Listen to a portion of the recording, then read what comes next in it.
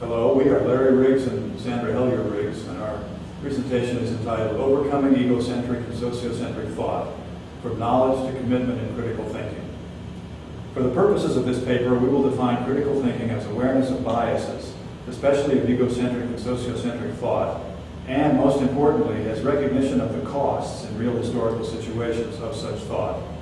Such awareness and recognition can and should lead to a commitment to overcome biases and avoid errors that are costly to self and/or others.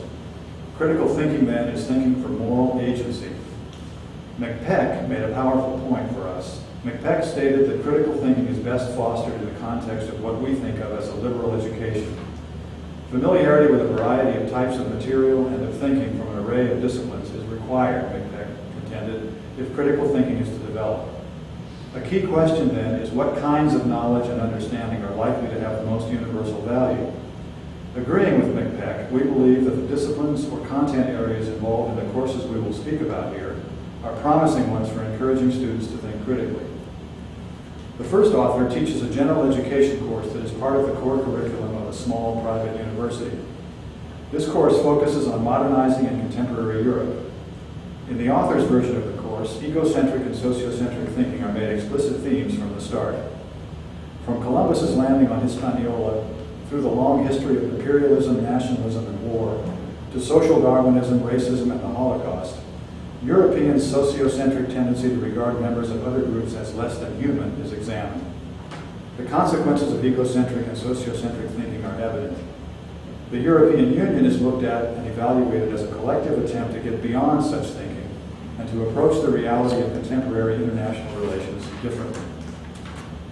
Egocentric and sociocentric thinking are most deeply rooted in the areas of identity and vested interests. Students come to this course thinking of themselves as modern and of modernity or modernization as an entirely positive process. They have an interest in maintaining this position, and confronting the downside of modernity is a challenge. In fact, ambivalence is characteristic of truly critical thinking, and this course focuses on issues about which it is not possible to draw secure, unambiguous conclusions. For example, nationalism, which is clearly a kind of sociocentric thinking, is a major theme in the modern history of Europe. Students are asked to recognize that when it inspires rebellion against imperial domination, nationalism appears to be a liberating force.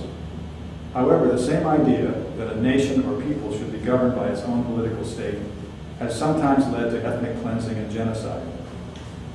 Moreover, Europeans, like Americans, have often celebrated their own nationalism and condemned that of people they found it profitable to dominate. Reading literary works like All Quiet on the Western Front and Survival in Auschwitz focuses students' attention on the calamitous consequences of sociocentric thinking when it becomes a worldview.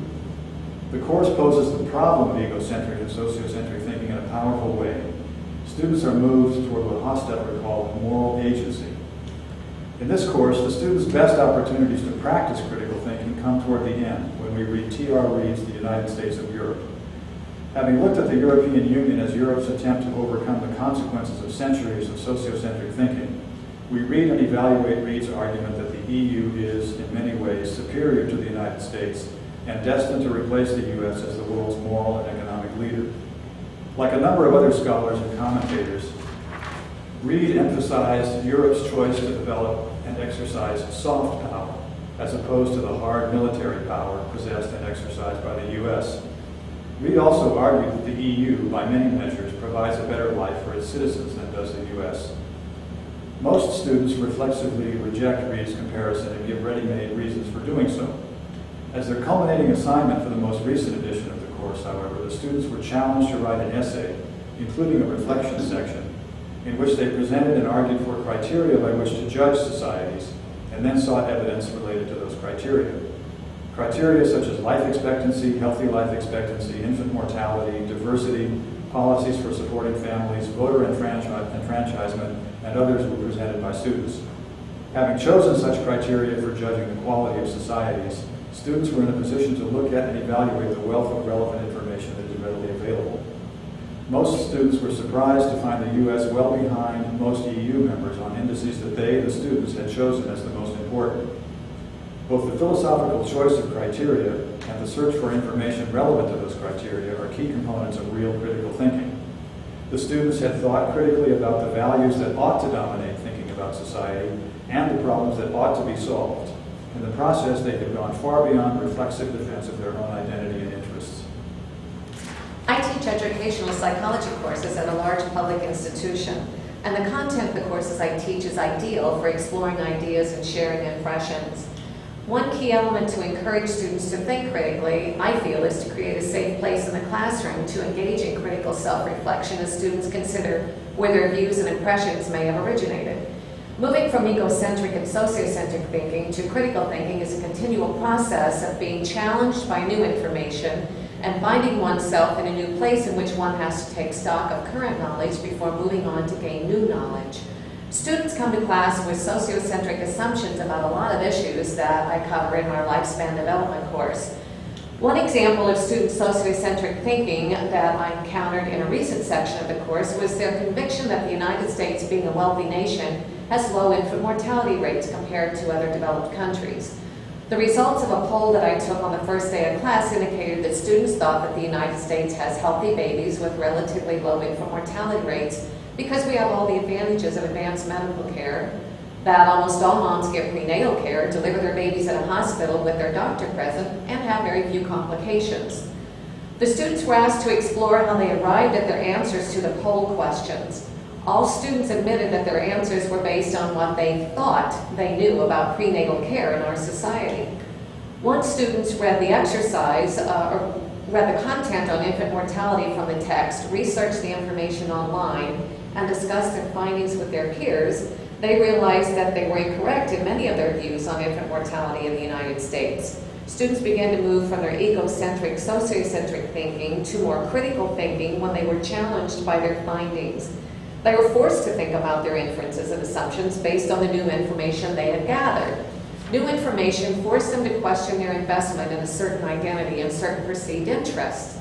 They realized that not all mothers can afford prenatal care, and some mothers never see a physician before giving birth. Some mothers only see a medical provider in the last trimester when critical organs have already formed. In fact, 1 out of every 6 pregnant women has insufficient prenatal care, which results in higher infant mortality rates. To further expand their thinking on this topic, I have students work in groups of 4 to create lists of possible reasons for the high rate of infant mortality and possible solutions to the item on the list. They cited the lack of national health care insurance in the United States, higher rates of pregnant women smoking, which causes low birth rate babies, and ultimately can lead to infant mortality, women uneducated about the necessity of prenatal care, unpaid maternity leaves for new mothers, and lack of support at home after their child is born. Students brainstormed some solutions to the social problem of infant mortality. Better health care insurance for moms who live in poverty, better education on the health hazards of smoking while pregnant, better education on the health advantages of breastfeeding, and better prenatal care, and better parental leaves for the new mom and dad. The culmination of this assignment was to have students write a reflection paper describing the process by which their thinking was changed. Students' reflections described how they thought they knew about infant mortality, how their ideas were formed and changed after reading and researching, and the process they went through in changing their schemas on infant mortality. Unless students are motivated to take a serious look at their thinking and how they arrive at their inferences and conclusions, they will remain unreflective thinkers, bound by egocentric and sociocentric thought, unaware of the determining role thinking is playing in their lives, and inexperienced in how to fix their thinking.